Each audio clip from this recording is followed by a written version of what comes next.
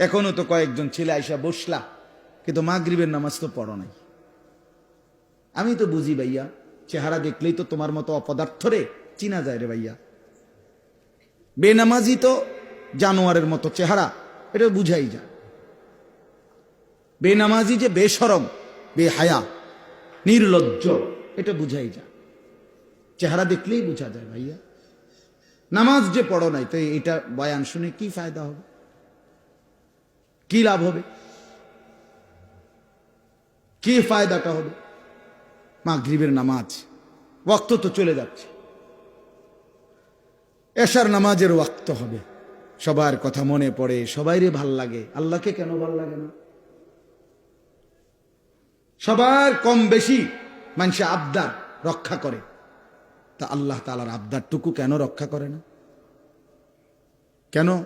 এই এখানে যারা নামাজ পড়ো নাই, ছোট বাচ্চা বাদ দিলাম, 12, 13, 14, 15 বছরের থেকে শুরু করে আপনারা যারা ছেলেরা, তোমরা বলো ভাইয়া কেন নামাজ পড়লা না?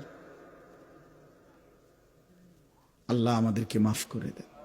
আরে বন্ধু, এটা বোঝা উচিত যে নামাজ পড়ে না সে প্রচন্ড ঘৃণিত আল্লাহর কাছে। বেনামাজি আল্লাহর কাছে সাংঘাতিক ঘৃণিত, তারে কুত্তা পর্যন্ত পছন্দ করে না। বেনামাজিকে কুত্তাও পছন্দ করে না, কুত্তাও থুতু মারে, শুকরও দেখলে থুতু মারে। আমি একজন বড় বুজুর্গের জবানে বয়ান শুনছি, আরজিব বয়ান, হযরত মাওলানা নজরুল ইসলাম কাসিমি সাহেবের বয়ানে। কি বলছে জানেন? বলছে সকালবেলা শুকর যখন সকালে, তো সে চোখ মেলে, তো একটু একটু করে চোখ খোলে, মানে কুদ্দুর খোলে আবার খোলে না, কুদ্দুর খোলে আবার খোলে না, চোখ একটু একটু করে। তো উনি বলছে যে বুজুর্গরা বলছে শুকর আল্লাহকে বলে, আল্লাহ চোখ খুলতাম নি, একটু একটু করে আল্লাহ যেন কোনো বেনামাজি সামনে না পড়ে, এই জন্য একটু একটু করে চোখ খোলে, একটু একটু করে। সে লজ্জা পায়, আল্লাহ কোনো বেনামাজি যেন চোখে না পড়ে প্রথম নজর।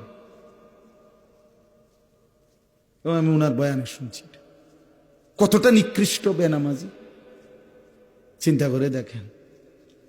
সে মনে করে বাদুগা খায়, মোবাইল একটা টিপে, মানুষের মাইয়া দেখলে, বেডিয়ে দেখলে টিটকারি মারে, বা কি একটা মজা আছে। বেওকুফ, এটা কোনো মজা হইল? এটা গুনার মধ্যে আবার মজা কি? যাকে সমাজের সবাই ঘৃণা করে, যে মন্দ কাজকে, সেটার মধ্যে আবার প্রশংসার কি আছে? সুস্থ বিবেকবান যেই কোনো মানুষই তো বলবে এটা মন্দ কাজ। যে ছেলেটা সারা রাত মোবাইলে ছবি দেখে, তারে কেউ প্রশংসা করবে? যে ছেলেটা কখনোই নামাজ পড়ে না, তারে কেউ ভালো বলবে? যে ছেলেটা মেয়ের পিছনে পিছনে ঘুরে, তারে কেউ ভালো বলবে? তো যে সকলের কাছে ঘৃণিত, সে ভালো হয় কেমনে? সে তৃপ্তি পায় কেমনে? চলে কেমনে? খুশি হয় কেমনে? এত মানুষের ঘৃণা, থুতুনিয়া একটা ছেলে বড় হয় কিভাবে? আজকে মা বাপ এটা বুঝেই না। এরা বোঝে কি, চরিত্র থাকুক বা না থাকুক, নামাজ থাকুক বা না থাকুক, টাকা পয়সা কামায়নি,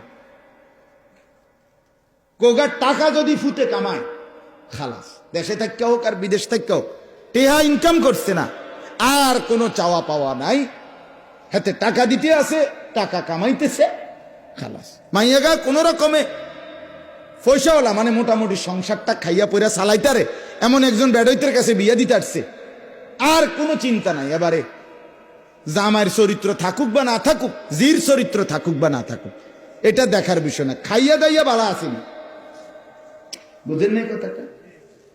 খাইয়া দাইয়া যদি বালা, আলহামদুলিল্লাহ বালা, আল্লাহর রহমতে বালা আছে।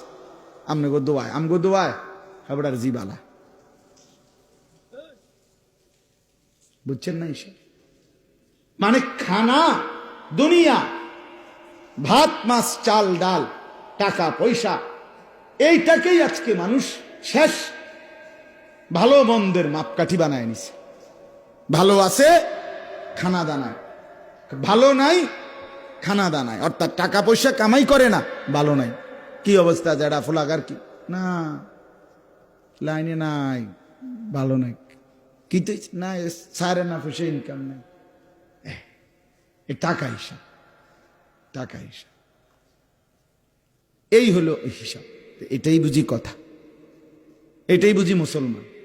আল্লাহ তাআলা কোরআন, এই এত বড় কোরআন 30 পারা নাজিল করলেন এই জন্যই।